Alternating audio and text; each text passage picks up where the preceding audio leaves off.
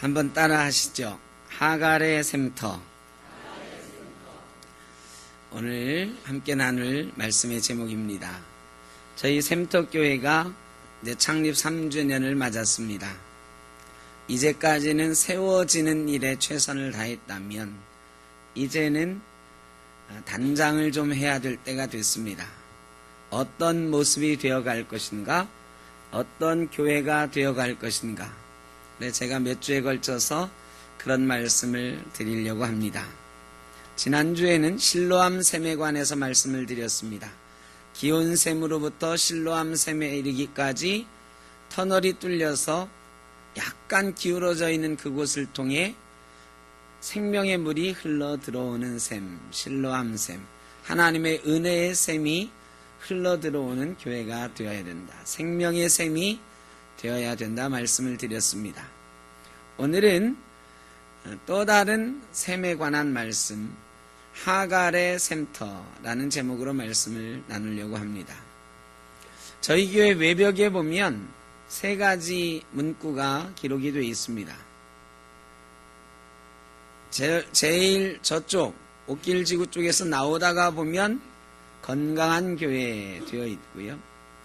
여기는 가운데 큰 창에는 하나님이 계십니다. 그것으로 충분합니다. 이 뒤에는 상식이 통하는 교회, 건강하고 바른 교회, 하나님만 계시면 충분한 교회, 상식이 통하는 교회, 이런 모토를 가지고, 이런 철학을 가지고 저희 교회를 세워가는데, 이제 좀 더 구체적으로 그러면 어떤 모습이 되어질 것인가? 제가 우리 교회 이름이 샘터니까 샘에 관한 말씀, 물에 관한 말씀들을 몇 주 더 드리려고 합니다.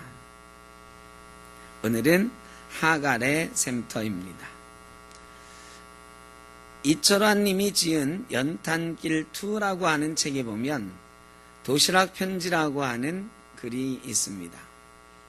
한 청년이 있었습니다. 불우한 환경 속에서 일찍 공부를 마치고 공부를 포기하고 공장에서 일하는 직공이 되었습니다. 늘 흉하게 기름때 묻은 자기의 모습을 바라보면서 나는 쓸모없는 존재야. 너 같은 건 왜 사니? 자기를 혐오하면서 부끄러워하면서 그렇게 살았습니다. 그가 한 여자를 만났는데 이 여자가 너무너무 착하고 아름답고 사랑스러운 여인이었습니다. 이 여인을 만나서 결혼하고 어렵고 힘들지만 열심히 살아갔습니다. 술만 마시면서 방탕한 생활을 하던 그 청년 시절의 삶을 청산하고 열심히 일을 했습니다.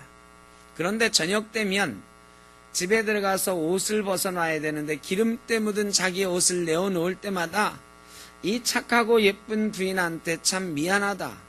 나는 부끄러운 존재다. 이런 생각을 하면서 늘 의기소침했습니다.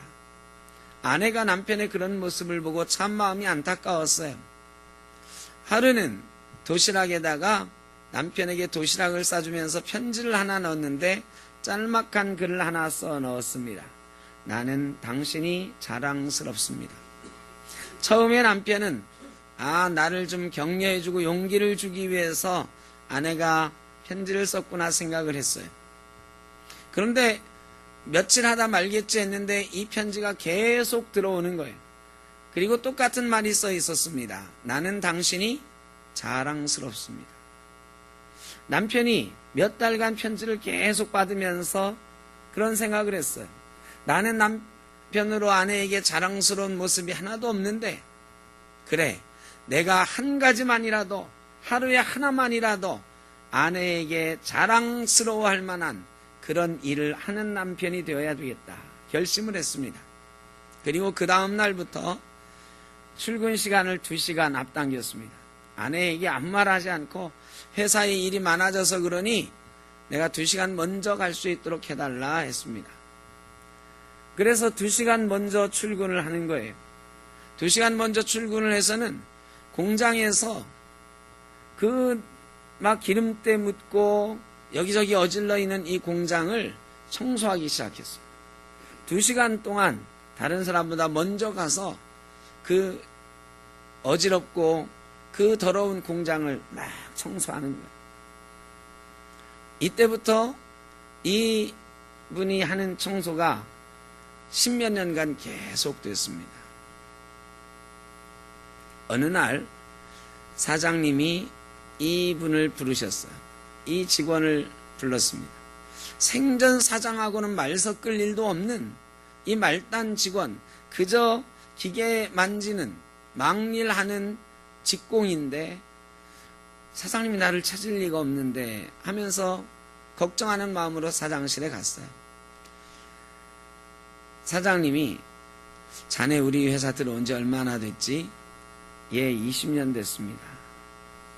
자네 총각 때부터 고등학교 막 마치지도 못하고 들어와서 우리 회사 직공으로 일했는데 내가 자네를 쭉 지켜보고 있었다. 20년 됐는데 자네만한 친구가 없더라. 자네 매일 2시간 먼저 나와서 공장 청소하는 거 아무도 모르는 것 같았지만 내가 늘 지켜보고 있었다. 그리고 그 다음날 이 기계만 만지던 말단 직원이었던 이 직공이 사장님이 말이죠. 특별하게 승진을 시켜주셨는데 그 공장을 책임지는 부장님이 됐어요. 그래서 이 작가는 이런 이야기를 하는 것입니다. 아무리 보잘것없고 능력이 없는 사람도 누군가 자기를 진심으로 격려해주고 자기를 사랑해주고 자랑스러워해주면 정말로 자랑스러운 사람이 되어 간다는 것입니다. 오늘 하갈의 셈은 바로 그런 셈터입니다. 보잘것없고 연약한 여인을 하나님께서 깨우시고 그를 세우시고 은혜를 발견하시게 하는 그런 셈입니다. 하갈 이야기는 우리가 잘 알고 있는 이야기죠. 아브라함이 사레라는 여인과 결혼을 했어요. 86살이 되도록 집에 아이가 없었습니다. 이제 사라의 나이는 늙어서 아이를 낳을 수 없는 나이가 되어 가는데 사라가 이제 나는 더 이상 아이를 낳을 수 없는 것 같으니 내 여종을 첩으로 맞아라. 아브라함이 또 부인이 시키는 대로 첩을 맞았어요. 그 첩의 이름이 하갈이었습니다. 이 하갈은 결혼하자마자 첩으로 들어가자마자 아들을 하나 낳았습니다. 그 아들의 이름은 이스마엘이었습니다. 이때부터 이 여인의 인생이 바뀌었습니다. 그저 애굽에서 팔려온 몸종이었는데 이 집안의 사람들이 이 여인을 바라보는 눈이 달라지기 시작했어요. 저 여인의 아들이 뭐가 될 거다? 후계자가 될 것이다. 아브라함에게는 아들도 없고 딸도 없고 딸랑 저 첩에게서 낳은 아들 이스마엘밖에 없으니 아브라함의 이 엄청난 재산은 다 이스마엘이 물려받게 될 것이다. 그러면 누가 실세예요? 사라가 실세예요? 하갈이 실세야? 세상 인심이 그렇듯 하갈에게 줄 서는 사람이 생기기 시작했습니다. 이스마엘도 그 집안의 유일한 혈육으로 귀하게 대접받는 도련님으로 자라갔습니다. 14년 동안 이스마엘의 나이 14살 때까지는 그야말로 상속자의 꿈을 꾸면서 세상 다 가진 것 같은 그런 기쁨으로 주인 마님 사례가 있지만 속으로는 이 집의 실질적인 안주인은 나야 하는 마음을 가졌을지도 모릅니다. 행복한 시간이 흘러갔습니다. 그런데 이게 무슨 일입니까? 아브라함의 나이 100살, 주인 사레의 나이, 사라라고 이름을 바꿨죠. 사라의 나이 90살에 아니 이 할머니가 아이를 낳은 거예요. 기적이 일어난 거죠. 하나님께서 놀라운 기적을 아브라함 가정에 베풀어 주셨는데 사람들이 막 난리가 났습니다. 100살 할아버지가 90살 할머니랑 아이를 낳았다. 사람들은 막 기적이 일어났다고 온 동네가 떠들썩하게 잔치를 했을 것입니다. 아브라함과 사라에게는 기적이었지만 하갈과 이스마엘에게는 그야말로 하늘에서 벼락이 떨어진 것 같았습니다. 청천벽력, 마른 하늘의 날벼락이었습니다. 세상 인심이 다 그렇듯이 또 바뀌기 시작했습니다. 하갈에게 줄을 서던 사람이 사라에게 가서 다시 줄을 서면서 속삭입니다. 저 여자가 얼마나 여태까지 당신을 뒤에서 욕했는지 모른다. 저 여자가 얼마나 안주인 행세를 했는지 모른다. 지 아들이 상속자가 될 거라고 얼마나 교만했는지 모른다. 사람들이 사라에게 속삭이기 시작했을 것입니다. 이스마엘에게 깍듯이 인사하던 사람들이 이스마엘을 보면서 고개를 돌리기 시작했을 것입니다. 그리고 이 갓난 아이 이삭에게 머리를 조아리고 온갖 아부를 다 떨었을 것입니다.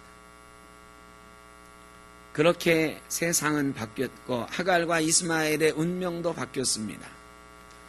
이삭의 나이 3살쯤 돼서 이제 젖을 뗄 때다 그랬습니다. 젖을 떼는 날 아브라함이 이삭을 위하여 큰 잔치를 베풀었는데 아들 둘을 앞에 앉혀놨어요. 이 17살 된 이스마엘이 3살 된 이삭을 괴롭힙니다. 성경은 놀린다 그랬어요. 메차헤크, 히브리 말로 메차헤크인데 이 말은 단순히 놀려먹다 이런 게 아니에요. 비웃다 이런 게 아니에요. 괴롭히다, 핍박하다 이런 뜻이 있습니다. 이스마엘 이 17살 된 아이가 3살 된 동생을 보는데 얼마나 예쁠까요? 17살짜리가 3살 된 아이를 보면 너무너무 예쁘고 귀여워야 되는데 이스마엘은 귀엽지가 않았어요. 화가 났어. 이놈 때문에 내 인생이 바뀌었다고. 어머니 하갈이 염려하고 걱정하는 것을 수도 없이 들었거든. 이제 너랑 나랑 조심해야 돼. 잘못하면 우리 쫓겨나. 잘못하면 죽을지도 몰라. 이스마엘 마음에 분노가 가득 차기 시작했죠. 그리고 남이 안 보는 사이에 살짝 꼬집기도 하고 뒤통수를 한 대 쳐박기도 하고. 이게 안 들켰으면 괜찮은데 누가 봤어요? 이삭의 엄마 사라가 봤어요. 여러분 90살에 낳은 아들이 첩의 자식에게 핍박을 당하고 있고 첩의 자식이 내 아들을 꼬집고 때리고 있어요. 세상 말로 눈이 뒤집히잖아요. 사라가 아브라함에게 쫓아가서 내가 저 종년하고 저 이스마엘 때문에 14년간 숨도 제대로 못 쉬고 가슴 아프게 살았는데 이제 저놈의 아들이 저 종년의 아들이 내 아들을 저렇게 괴롭힌다고 그냥 두면은 나중에 무슨 짓을 할지 모른다고 쫓아내라고. 이 아브라함이 공처가거든. 꼼짝 못하고 끙끙 앓고 있어요. 그래도 내 아들인데 하나님이 나타나셔서 아브라함에게 왜 걱정하느냐 내보내라. 네 씨는 원래 이삭인데 네가 첩에게서 잘못 낳은 아들이다. 내보내라.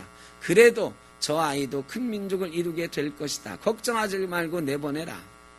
아브라함이 그 말을 듣고 하갈을 불렀습니다. 너 아무래도 집에서 떠나야 되겠다. 너 여기 있다가는 저 사라가 무슨 짓을 할지 몰라. 너랑 네 아들 가만 안 둘 것 같다. 떠나라. 떡을 한 부대, 물을 한 부대 챙겨줘서 떠나보냈어요.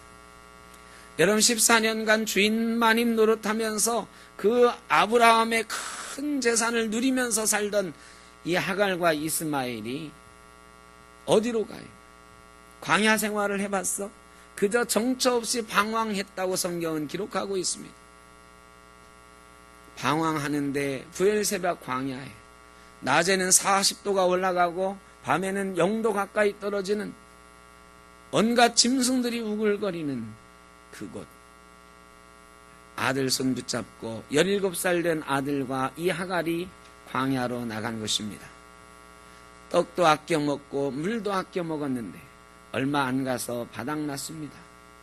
이 17살 된 아들이 목이 말라가지고 죽겠다 그럽니다. 잠깐 기다려 엄마가 물 좀 찾아올게. 하루를 돌았습니다. 물을 찾지 못했습니다. 이틀 돌았습니다. 사흘을 돌았습니다. 여러분, 사나흘 그 뜨거운 광야에서 물을 먹지 못하니 이 17살 된 소년이 견딜 수가 없습니다. 입은 쩍쩍 갈라지고 엄마나 목말라 죽겠다고 픽 쓰러집니다. 그 아이를 겨우겨우 끌어다가 그늘에 눕혀놓고 이 하갈은 도저히 그 앞에선 울지 못하고 살 한 바탕쯤, 한 100m쯤 되겠지요. 떨어져서 그 아들을 바라보고 통곡합니다. 그동안 참았던 눈물이 쏟아져 내리는 거예요. 그 눈물 속에는 그간 부렸던 욕심도 다 쏟아져 나왔을 것입니다. 교만함도 쏟아져 나왔을 것입니다.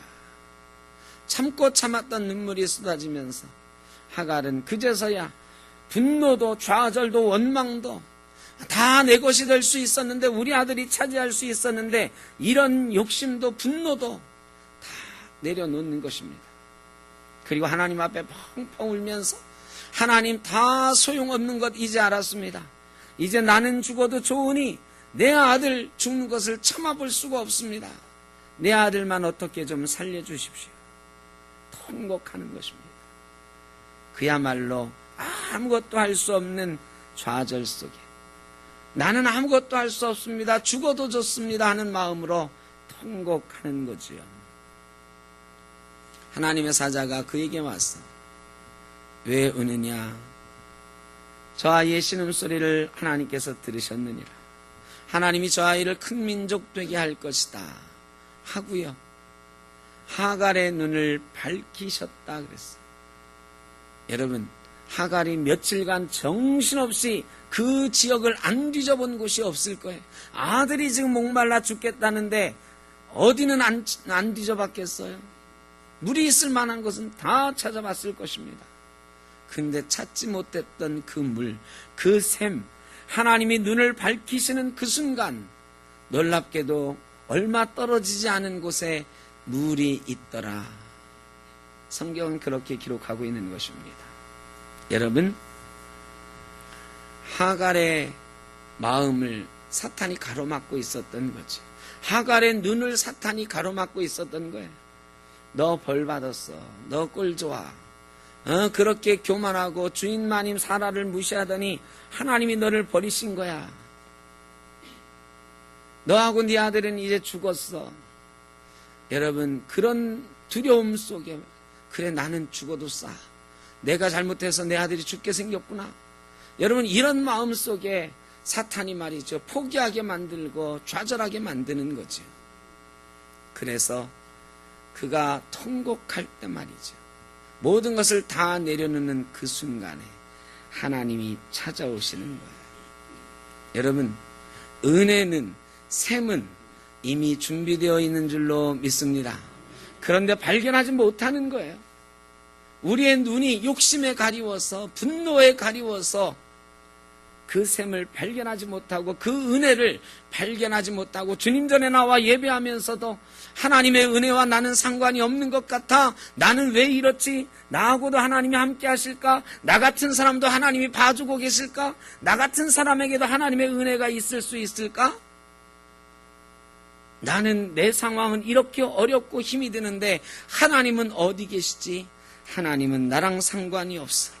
사탄이 주는 이 속삭임에 넘어가서 예배를 드리고 있어도 여전히 은혜를 발견하지 못하고, 예배 드리고 나가서도 여전히 무겁고 좌절하고 절망하며 살아가는 인생이 얼마나 많은지 모릅니다.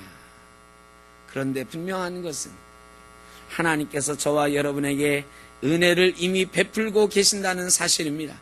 하나님이 주신 은혜가 저와 여러분의 삶 속에 이미 놓여져 있다라는 것입니다. 이제 우리의 영의 눈을 밝히고 우리 눈을 가리고 있는 욕심의 꺼풀, 좌절의 꺼풀, 분노의 꺼풀, 사탄이 주는 두려움의 꺼풀 다 벗어버리고 그 은혜의 샘을 발견하시기를 주의 이름으로 축원합니다. 은혜는 새롭게 터지는 것이 아니라 이미 우리에게 주신 은혜를 발견하는 것인 줄로 믿습니다.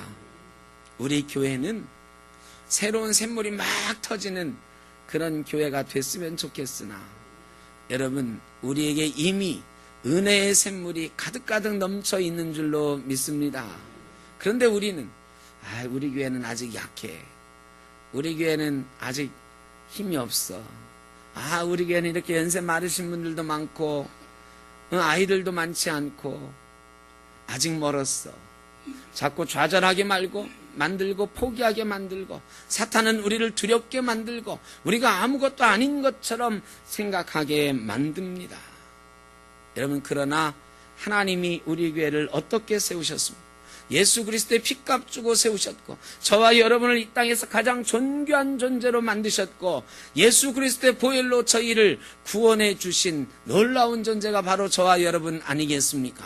하나님은 저와 여러분을 바라보고 계시고 우리 샘터교회를 향한 놀라운 계획을 가지고 계시는 줄로 믿습니다. 이미 우리 주변엔 은혜의 샘을 여기저기 파놓으셔서 우리가 눈을 들어 볼 수만 있으면 그 은혜의 샘, 능력의 샘, 물이 팡팡 터져 나오는 샘이 우리의 것이 될 줄로 믿습니다. 여러분, 모든 교회들은 은혜의 샘을 가지고 있어요. 그런데 왜 부흥하지 못하는가? 영의 눈이 떠지지 않고 세상 것에 눈 돌리고 염려와 근심에 쌓여 있기 때문이다.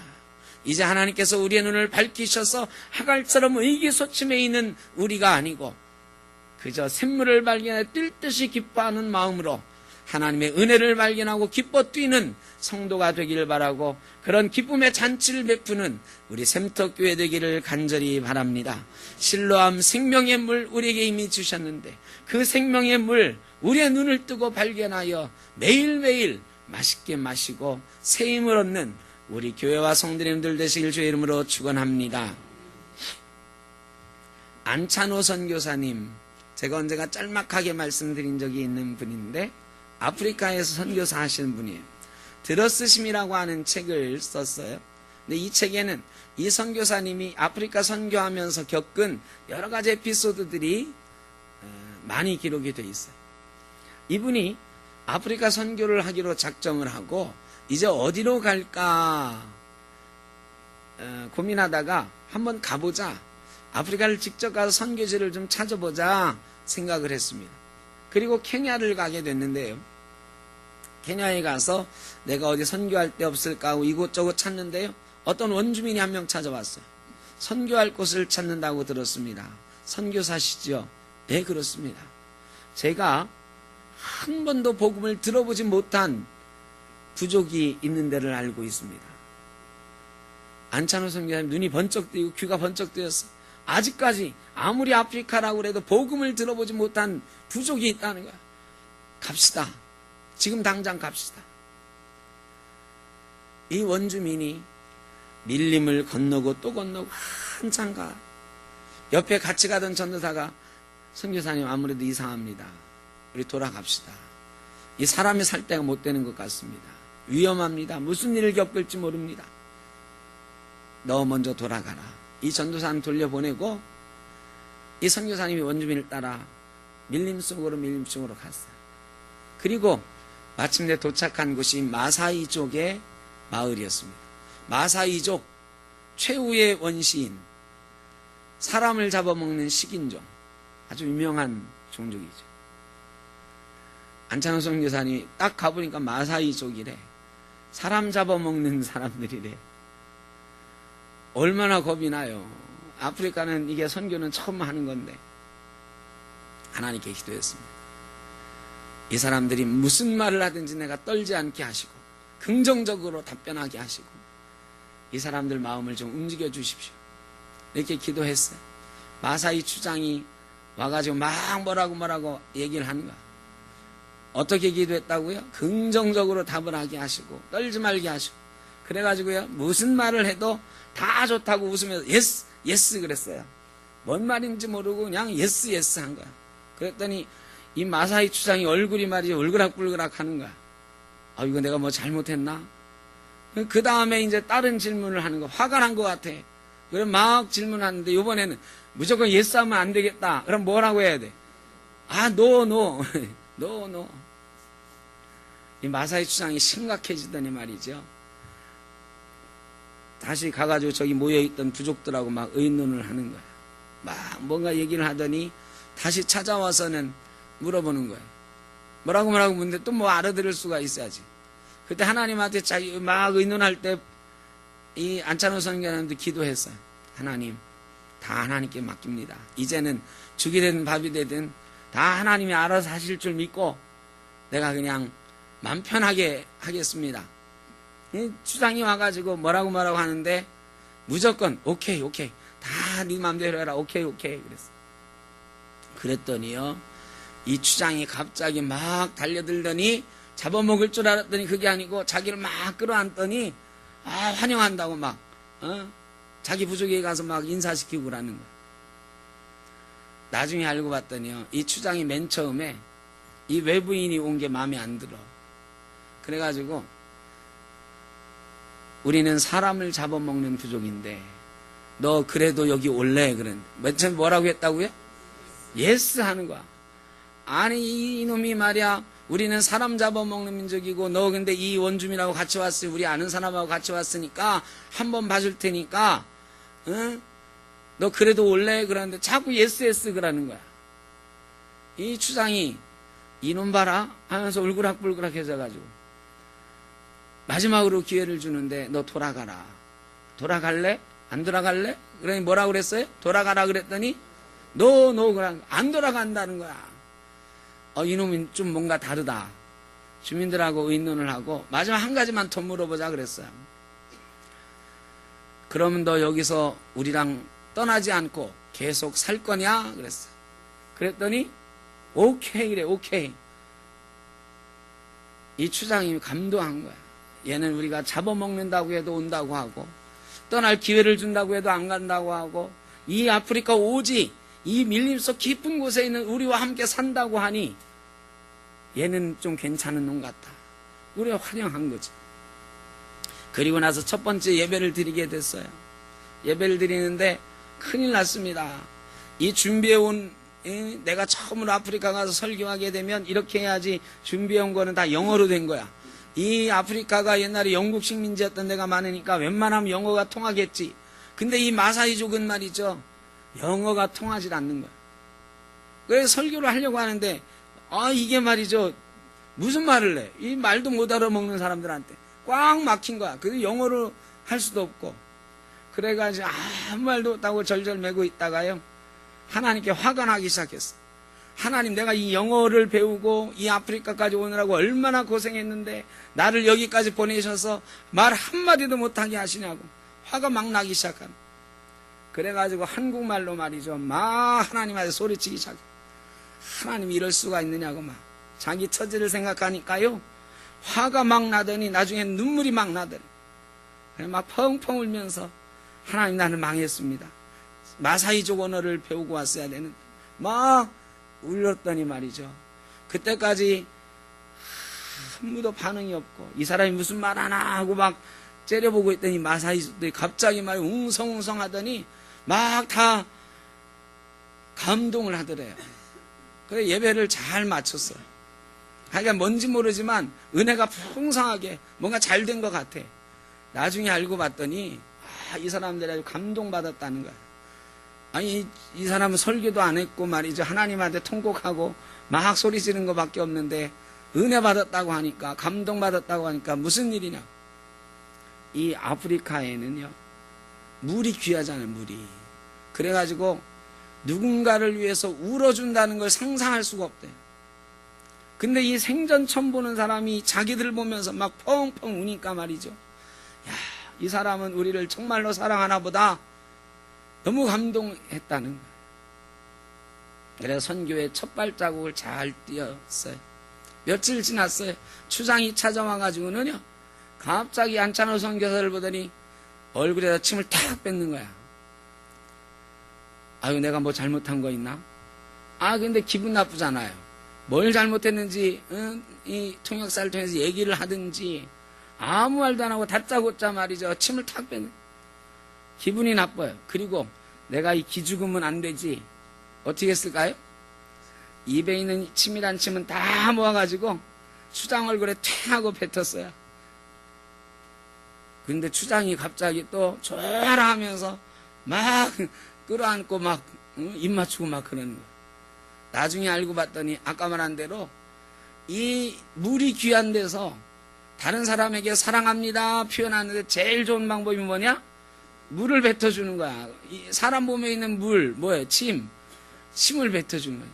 마사이 주장이 선교사한테 사랑한다 그랬는데 이 안찬호 선교사는 질 수 없다고 더 많이 모아가지고 침을 탁 뱉어주니까 말이에요. 추장이 너무너무 이 사람이 내가 저를 사랑하는 것보다 더 사랑하는구나 좋아했다는 거 아니에요. 그러면서 이 안찬호 선교사가 하는 얘기가 하나님이 우리를 이렇게 들어 쓰시는 거예요. 내가 하나님 일을 할 때 능력이 없어도 말이 안 통해도 그저 하나님 앞에 서 있으면 하나님의 일을 감당하려고 하면 하나님께서 우리를 이렇게 들어 쓰신다. 여러분, 우리가 하나님의 일을 감당하려고 하면 하나님 우리의 눈을 밝히시고 우리를 들어 쓰시는데 이스마엘에게 큰 민족이 되게 하리라 하셨던 것처럼 우리를 크게 쓰시고 하나님 나라를 크게 이루어 가실 줄로 믿습니다.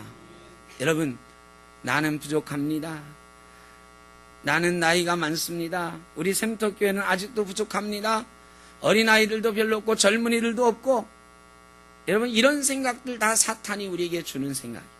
이제는 이런 생각들을 다 벗어나서 하나님께서 우리의 영의 눈을 밝히시면 은혜의 샘이 보이게 되는 줄로 믿습니다. 우리 인생에, 우리 교회에 하나님이 이미 능력의 샘, 은혜의 샘을 주고 계셔요.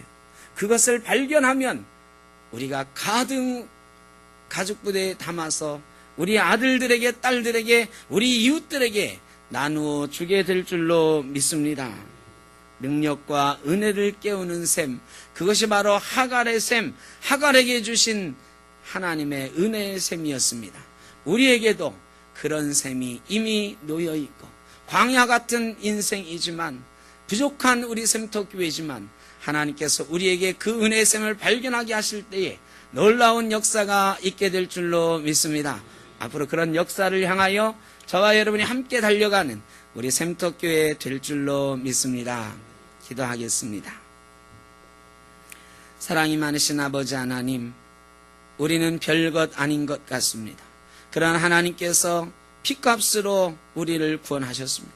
예수 그리스도의 보혈로 저희를 구원하셨고 너는 존귀한 존재라 말씀하셨고 예수님의 피값으로 이 샘터교회를 세워주셨습니다. 그리고 우리에게 실로암 생명의 샘물을 주셨고 은혜의 샘도 이미 많이 주신 줄로 믿습니다. 우리의 영의 눈이 어두워 발견하지 못하는 것 주님 용서하여 주시고 이제 우리의 영의 눈을 뜨게 하여 주옵소서. 하나님 나라를 발견하게 하여 주옵소서. 은혜를 발견하게 하여 주옵소서. 하나님 나라를 이 땅에서 이루어가는 놀라운 교회와 성도가 되도록 주님 인도하여 주옵소서. 예수님의 이름으로 기도하옵나이다. 아멘.